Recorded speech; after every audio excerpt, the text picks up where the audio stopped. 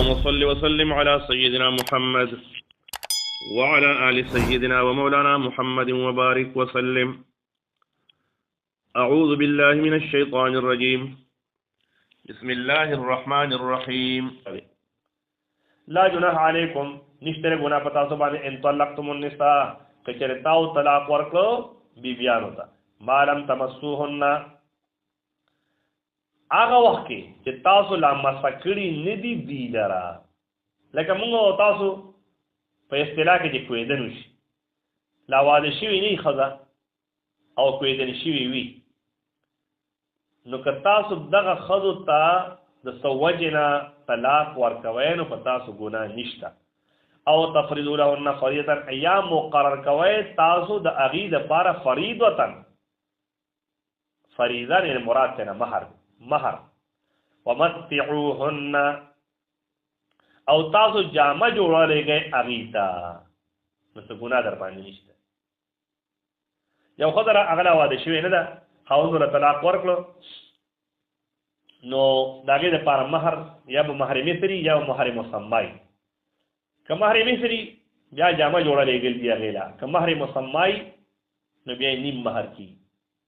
علی الموسع قدره په مالدار سړي باندې په اندازه داغو وعلى المقتر په غریب سړي باندې قدره په اندازه داغو متاعا بالمعروف دا سامان د فائدې ورکولو دی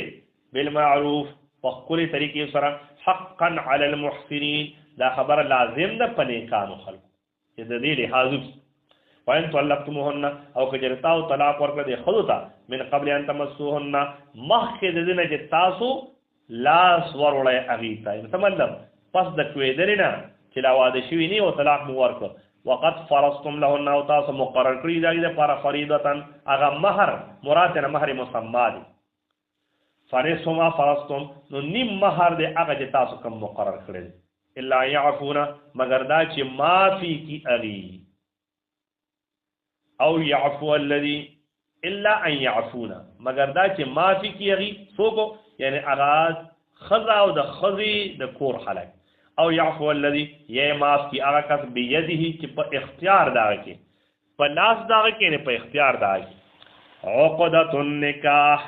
هغه تړل د نکاح وان تعفو او دا چې تاسو پرېګ دی لاره اقرب للتقوى دا ډیر نږدې دی پرهیزګارۍ ته ولا یعنی سمجھلب که دغه مہر یو بل ته معاف کړي لکه چې لا واده شوی نه ده نو دا به ډېره ښه دا تقوا ته ډېره نږدې ده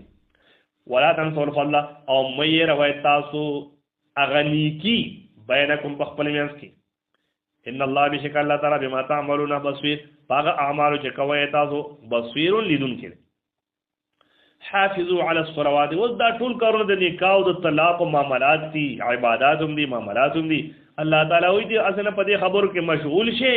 منذر نه پاتې نشي دې ته وایي حفاظت تموز حکم د حفاظت تموز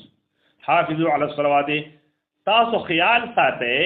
د ټول منځونو او صلات الوسطى او د منځ درمیانه چې علما مفسرین فرمایي دا منځ د مازیګر وقوموا لله قانتين او ادریږي الله تقانتين عاجزي کوونکی فین خفتم کچرتا سو یریږي د دشمن نه د جهاد وخت مثلا فرجالا نموز او کې تاسو په زمکه باندې په ولاړ او رکبان یا په سورلای باندې فاذا منتم کړي تاسو په امر شوي فذكر الله نو یادوي الله لرا یعنی عبادت کوي د الله منز کوي کما علمکم لکه څنګه چې الله خود نه کړی تاسو ته ما لم تکونوا تعلمون هغه چې تاسو نه وای پوهیدونکي نو الله درله پوهه درکړه په دې باندې والذین یتوفون منکم دا اوس بیرته د ښځې او د خاوند د حقوقو خبره والذین یتوفون منکم او کسان چې وفات شي منکم تاسو نه ويذرون ازواجا او پرېږدي بیبیانې وصیة لازواجهم نو وصیت کول دي د پاره د بیبیانو خپلو متاعا الى الحول سامان د ژوند سامان د فائدې ورکولو الى الحول تر یو کاله پورې غیر اخراج او نه ایستل د هغې د کور نه به نو باسي فإن خرجنا نو کچره دغه خذ اوتلی فلا جناح علیکم نشتره گنا پتا سبانه فيما فعلنا فاغه سکه کوي دغه زنانا فی انفسنا فبارد خپل نفسونو کی من معروف په نیکه طریقه سره. په ابتدا د اسلام کې دا خبره وا چې تر یو کال پورې به دا خبره چې طلاق شوی ده دا خاوند دی وفات شوی دی نو دا په دغه کور کې وخت یې او دا خاوند به د هغې دپاره وصیتو کې چې دی له به خرچه هر څه حقوق وغیره دا به ورکوی او دا به وباسئ نه. اخراج دا معنی چې تاسو به نه وباسئ. اوس که چېرې دا ووتله د عدت ته تېرېدو نه وروستو